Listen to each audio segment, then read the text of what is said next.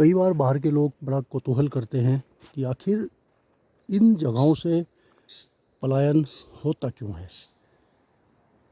तो इसका कारण मैं भी समझने की ढूंढने की कोशिश करता हूँ। 10 साल यहाँ रहा हूँ, तो कहीं ना कहीं जो भारतीय एक ग्रामीण समाज है वो पुराने समय से, शायद अंग्रेज़ों के या उससे भी पहले के समय से, एक नौकरी करने वाले को एक विशिष्ट सा दर्जा कहीं ना कहीं हमारे ग्रामीण समाज में खासकर या शहरी समाज में भी मिला रहता है। और जिसकी वजह से बड़े बड़े मैं देखता हूँ जो खेती किसानी लोग छोड़ के और नौकरी का एक ऐसा आकर्षण है। हालांकि पैसा भी है, नौकरी पैसा भी एक ज़रूरत है, लेकिन कोई ना कोई एक बड़ा दूसरा भी रीज़न है आकर्षण। क्योंकि अगर यहाँ की बात करें, इस इलाके की, इस क्षेत्र की, तो आजकल सेब की बागवानी, नकदी फसलों की, इन सब की बागवानी में भी अच्छा पैसा कमाया जा सकता है। लोग कर भी रहे, वापस भी आ रहे हैं।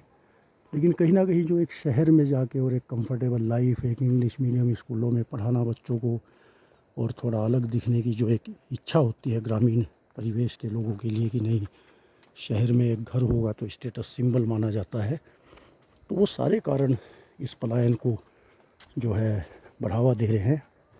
ऐसा नहीं है कि सुविधाओं की कमी के ही कारण हो रहा है। बहुत सारे ऐसे भी आज की डेट में इलाके हैं, गांव हैं, जो बिल्कुल शहर के नज़दीक आगे हैं, जुड़ चुके हैं, पहाड़ों से भी, सड़कों से भी जुड़ चुके हैं, लेकिन वहाँ सबसे ज़्यादा पलायन है।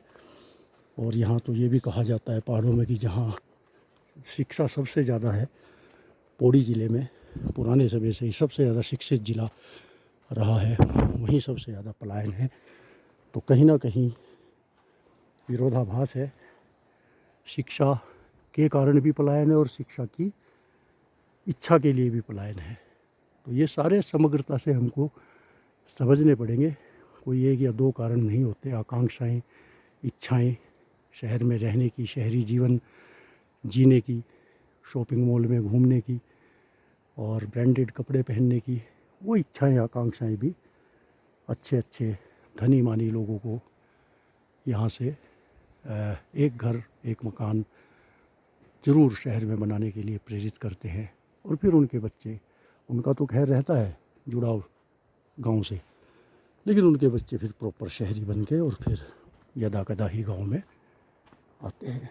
और जो फिर पीछे छूट जाते हैं थोड़े बहुत लोग, वो इस खेती बाड़ी को, ज़मीन को देखते हैं, जो कि अब धीरे धीरे जैसे जैसे समय आएगा आबादी घटेगी, बंजर होती जाएगी।